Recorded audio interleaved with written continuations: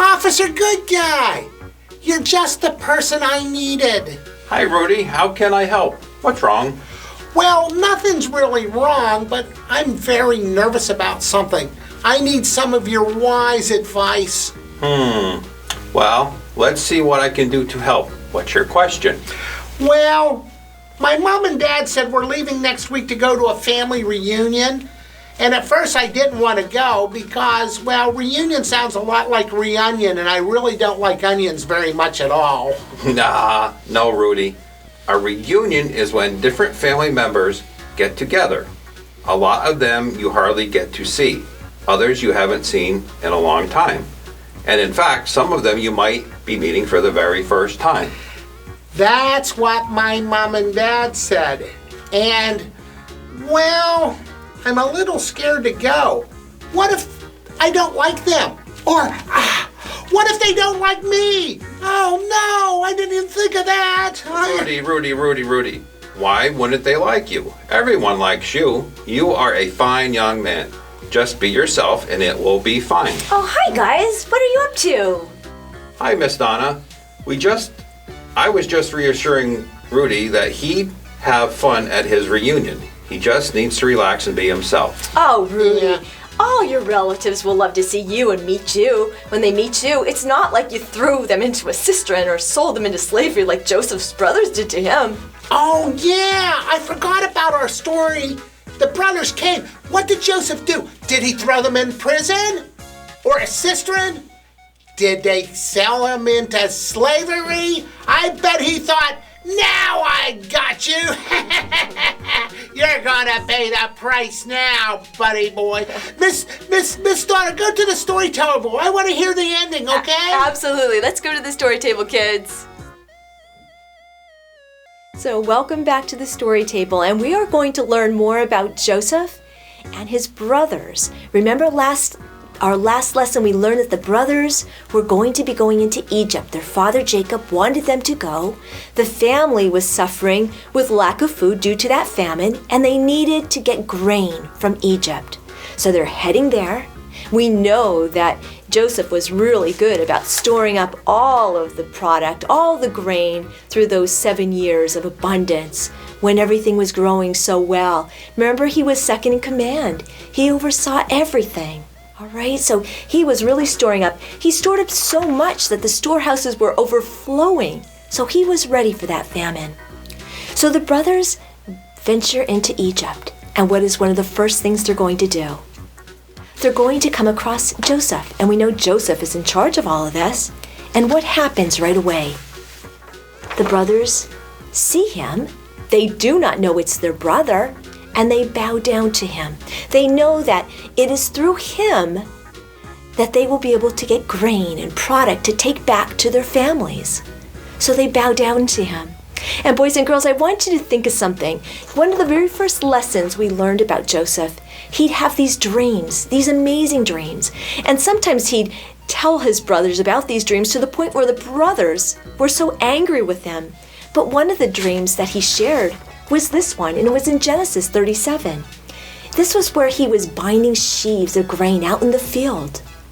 And he told his brothers, his sheaf rose up, stood upright, and their sheaves gathered round and bowed down to it. Well, what were they doing right now? They were bowing down to Joseph. So that dream came to fruition. It came true. So we find out that the brothers get in there, and right away we find that, how did Joseph treat them? Well, Joseph started asking them many questions. He's asking them, where did you come from? And they said, we're from the land of Canaan, and we came to buy food. And right away he started to accuse them of being spies. He started asking them all these questions, and they said, no, my lord, your servants have come to buy food. We are all sons of one man. Your servants are honest men, not spies. And Joseph said, no, you've come to see where our land is unprotected. And then they continued to say, no, your servants were 12 brothers, the sons of one man who lives in Canaan. And the youngest is now with our father. and one is no more. You know, Joseph kept asking him these questions. He really wanted to test them. And you know, as hard as it seems like we think that he was being so tough on them, he wanted to check where their hearts were, if they'd changed from that 13 years. And Joseph would often go on the side where they couldn't see him, and he'd weep. He'd cry. Here in front of him, after 13 years, were his 10 older brothers. Those 10 brothers that had thrown him into a cistern, that well, that pit, and then sold him into Egypt as a slave. For all he knew, they thought Joseph was dead. And there they were. And I really think he felt sorry for them. But he came back out and he continued to ask them whether they were spies. And they continued to say no, they were not. So he said to them, what we're going to do is we're going to put you in prison for 3 days. Now, why he put him in prison for 3 days, I really don't know. Maybe it was to give them a little taste of what they had done to him.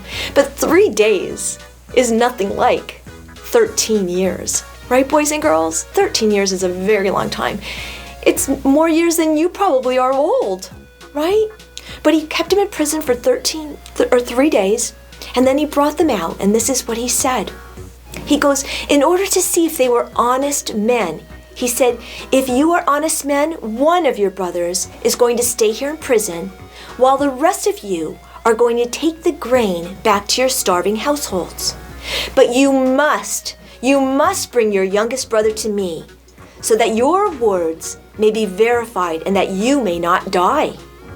And the brothers said surely to each other, they said, surely we are being punished because of our brother.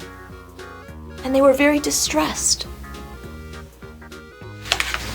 But he sent them on their way. And Reuben,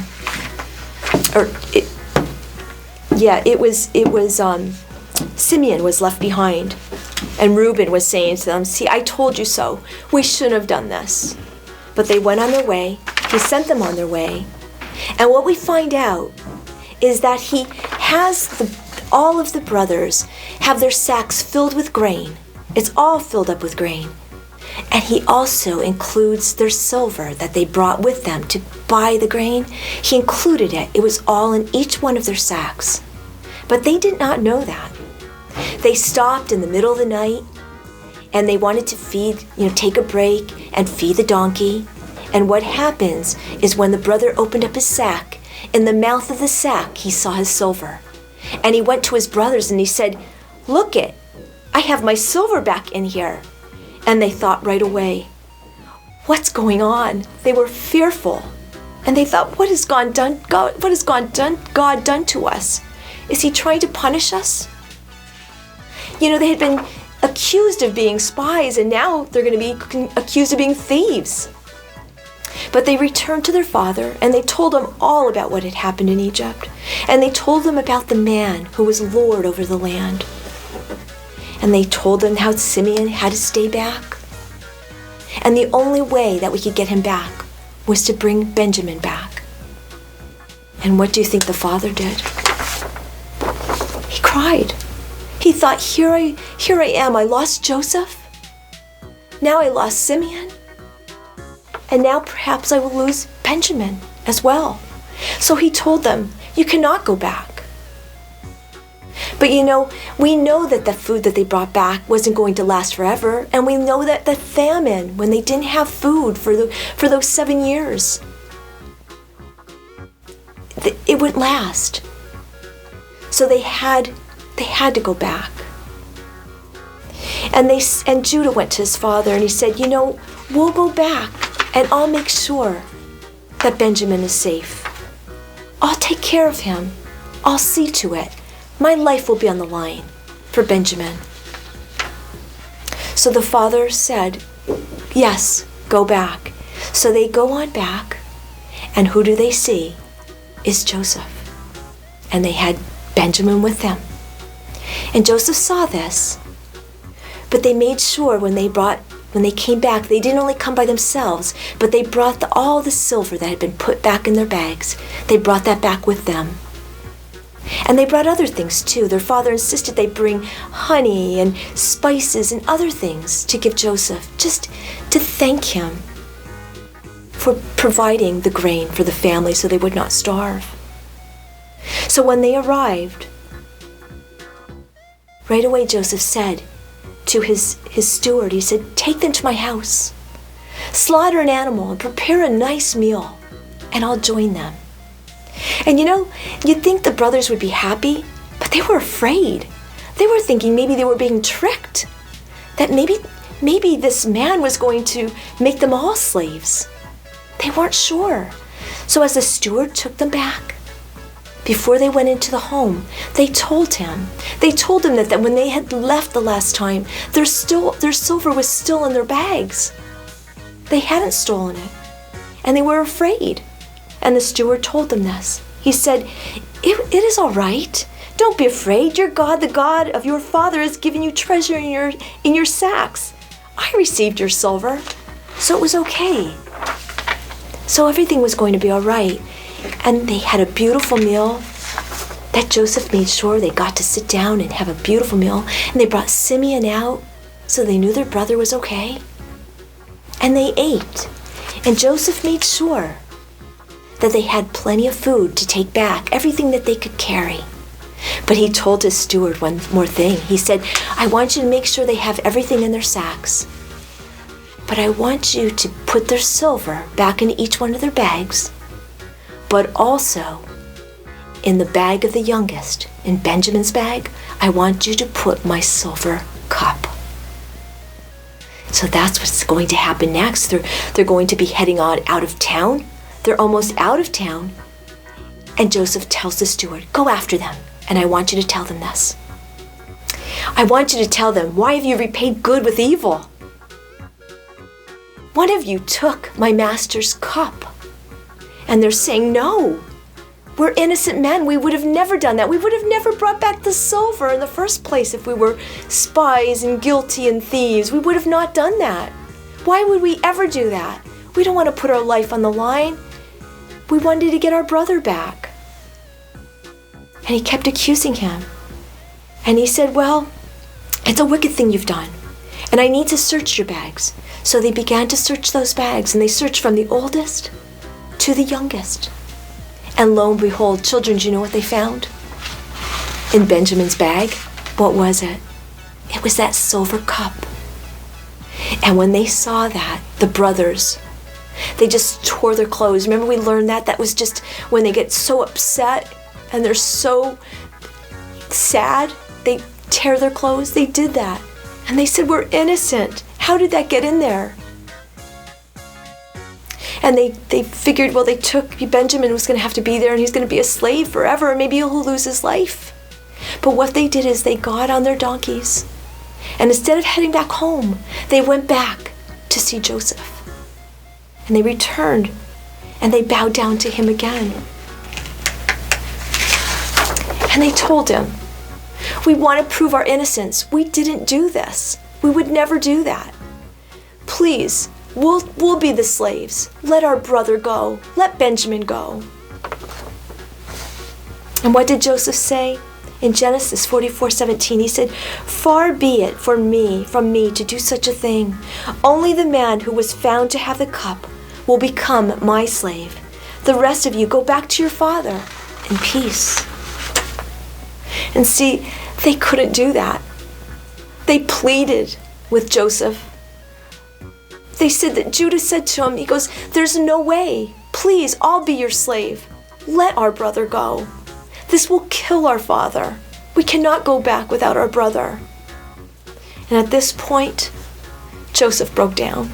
He began to weep. He had everyone leave the room except for the brothers. And he wanted to let them know this. He said, "I am Joseph. Is my father still living?" And in Genesis 45, this is what he said. "Come close to me." They were nervous. "I am your brother Joseph, the one you sold into Egypt. And now do not be distressed, and do not be angry with yourselves for selling me here, because it was to save lives that God sent me ahead of you. For 2 years now there has been famine in the land, And for the next 5 years, there will be no plowing or reaping. But God sent me ahead of you to preserve you as a remnant preserve for you a remnant on earth, and to save your lives by a great deliverance.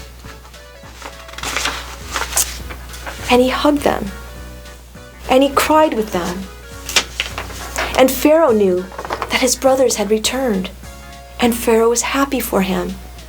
And Pharaoh said, Send with them chariots and things that you can bring the family back. You can bring the children, their father, their grandchildren, bring them all back. They have a spot in Egypt. The best of everything will be theirs. I want them to come back. And Joseph told his brothers that. He said to them, Tell our father this. God has made me Lord of all Egypt. Come down to me, don't delay. You shall live in the region of Goshen and be near me. And he told them to tell their father everything, that he was still alive, and that he was in charge of everything. And the father saw all of this. He saw the chariots, he saw the food coming in, he saw the donkeys, he saw everything. And you know what happened, boys and girls? The father came alive, his spirit came alive. And in fact, he realized that his son Joseph was the ruler of all Egypt. And their father said, I'm convinced my son Joseph is still alive. So boys and girls, it has a wonderful ending. You know, Joseph was put on a mission by God. He had to go through those trials, all those things that he went through. He didn't keep blaming his brothers for it. He wanted them to know that God put him through those things to save all of them. And that was what was supposed to be. And he had forgiveness in his heart for his brothers. You know, there's things that will happen to us in our lives, and we just have to remember that we just have to keep, pressing into God, listening to God, praying to God, and asking what he wants us to do. He'll always tell us what we need to know and lead us into the right path and what we need to do in our lives. So we're going to go to the Lord in prayer, and then we're going to check back with Rudy and Officer Good Guy. Dear Heavenly Father, I thank you again for this wonderful lesson about Joseph. It's a very lengthy lesson. There's so much we learn about Joseph and his character and how he changed from when he was young to when he got to be older. That, he used to brag about his dreams. But, as he got older, he gave all the credit to God. And he was very forgiving of his brothers. And he saw that his brothers' hearts were changed. And if it weren't for him and following what God wanted, his brothers and his family and the people of Egypt would not be where they are or where they were. They would not have been saved. So let's always listen to God and just pray to him for what we need to do and what is right. We love you, dear Lord, being our Father, and we ask all this in Jesus' precious name. Amen. So guys, how'd you like the story of Joseph? I loved it, Miss Donna. What Joseph's brothers did for evil, God used for good. Yeah. He saved them and their whole family because Joseph was in charge of the food. He protected them. Well done, Miss Donna. Well done. Thank you, Officer Good Guy. But God wrote it. I just shared it. So, Rudy, how do you feel about your reunion now? A little less nervous? Yeah, I'm not nervous at all now, Miss Donna. I found out that they would have chicken and potatoes and lots of other things like cookies, pies, and other desserts. I may get nervous around people, but I never get nervous around food. No, that's for sure. Well, how about we say goodbye to all the kids, and we'll see them next week. Bye, everyone. Bye, kids.